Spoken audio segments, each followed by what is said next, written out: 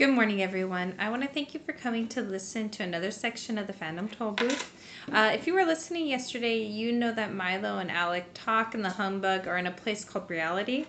And reality is invisible because everyone stopped taking the time to really appreciate the beauty around them, and they just started to rush from place to place to get there as quickly as they could.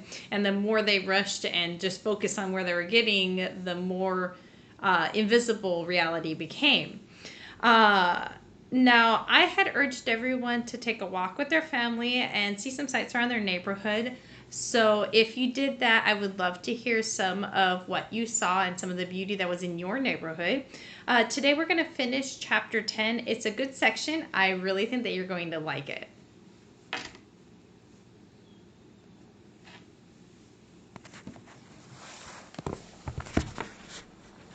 I'm going to read back just a little bit, and you'll also notice today that there are small words above the main text.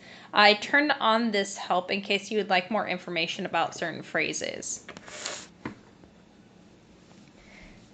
Many years ago on this very spot, there was a beautiful city of fine houses and inviting spaces, and no one who lived here was ever in a hurry. The streets were full of wonderful things to see, and people would often stop to look at them. "Didn't they have any place to go?" asked Milo. "To be sure," continued Alec. "But, as you know, the most important reason for going from one place to another is to see what's in between, and they took great pleasure in doing just that. Then, one day, someone discovered that if you walked as fast as possible and looked at nothing but your shoes, you would arrive at your destination much more quickly. Soon everyone was doing it. They all rushed down the avenues and hurried along the boulevards, seeing nothing of the wonders and beauty of their city as they went."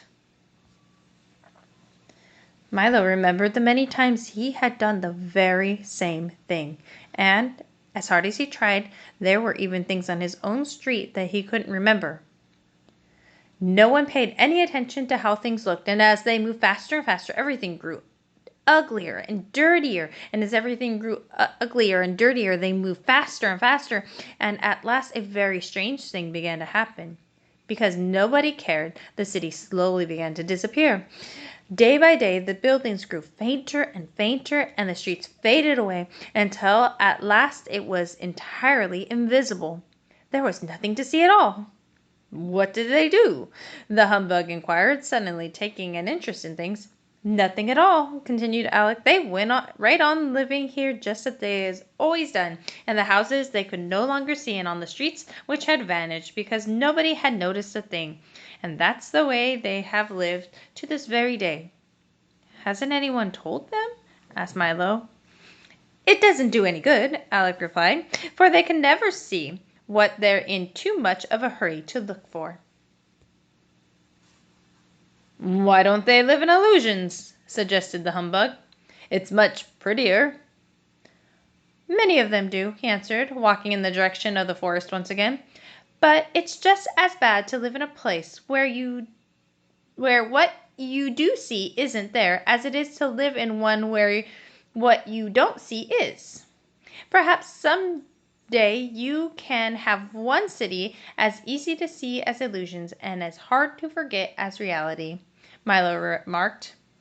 "That will only happen when you bring back rhyme and reason," said Alec, smiling, for he had seen right through Milo's plans. "Now let's hurry, or we'll miss the evening concert." They followed him quickly up a flight of steps which couldn't be seen, and through a door which didn't exist. In a moment they had left reality, which is sometimes a hard thing to tell, and stood in a completely different part of the forest.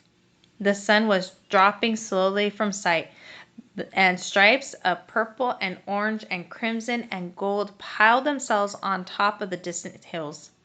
The last shafts of light waited patiently for a flight of wrens to find their way home, and a group of anxious stars had already taken their places. "Here we are!" cried Alec with a sweep of his arm, and he pointed toward an enormous symphony orchestra. "Isn't it a grand sight?"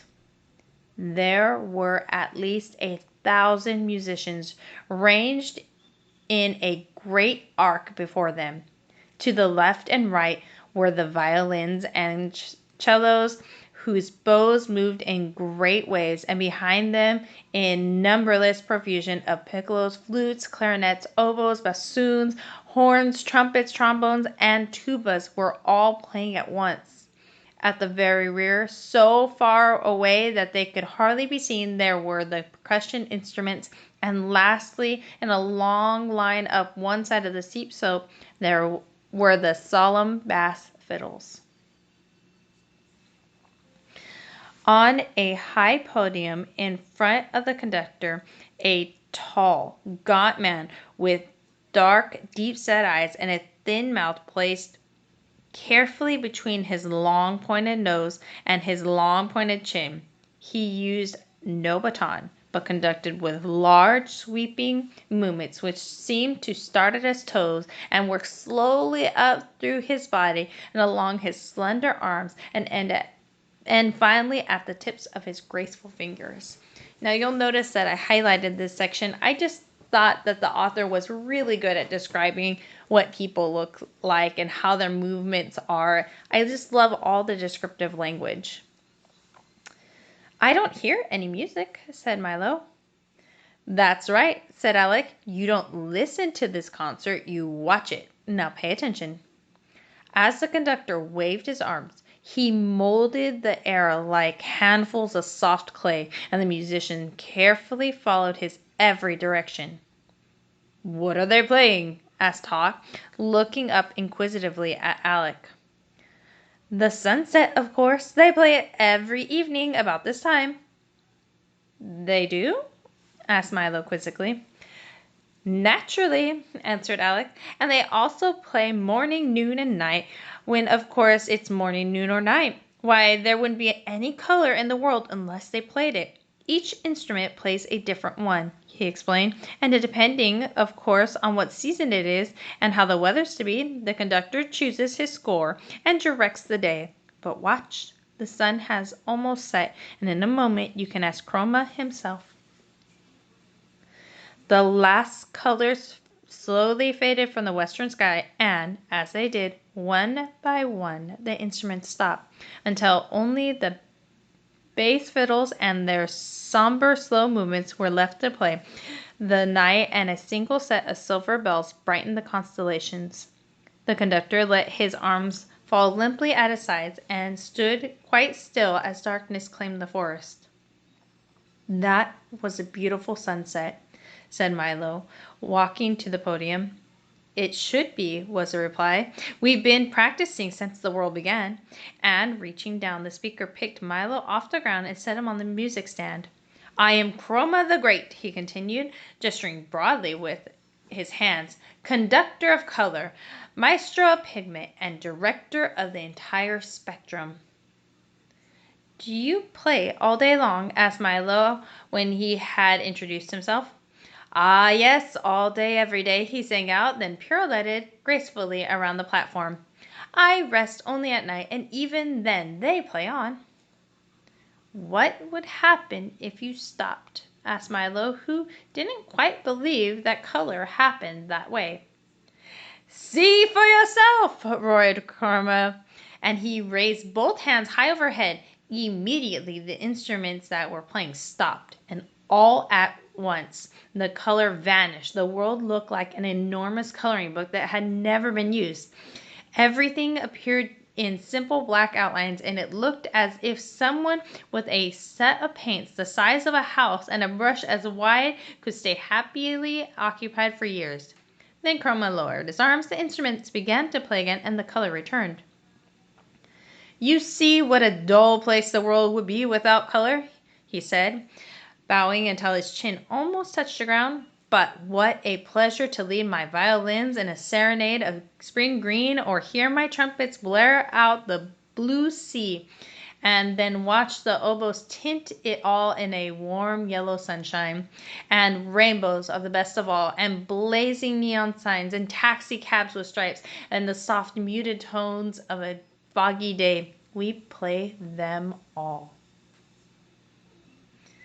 What a beautiful way to look at the world, isn't that? As Chroma spoke, Milo sat with his eyes open wide, and Alec, Talk, and the humbug looked on in wonder. Now, I must get some sleep, Chroma yawned. We've had lightning, fireworks, and parades for the last few nights, and I've been up to conduct them, but tonight is sure to be quiet. Then, putting his large hand on Milo's shoulder, he said, "Yeah, good fellow, and watch my orchestra until morning, will you? And be sure to wake me at 5:23 for the sunrise. Good night, good night, good night."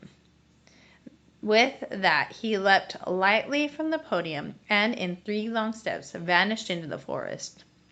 "That's a good idea," said Talk, making himself comfortable in the grass as the bug grumbled himself quickly to sleep and Alec stretched out in midair. And Milo, full of thoughts and questions, curled up on the pages of tomorrow's music and eagerly waited the dawn. And you can see here the illustration is of Milo curled up on the pages. Now that's the end of this chapter. And I'm thinking, I love beautiful sunrises and sunsets, don't you?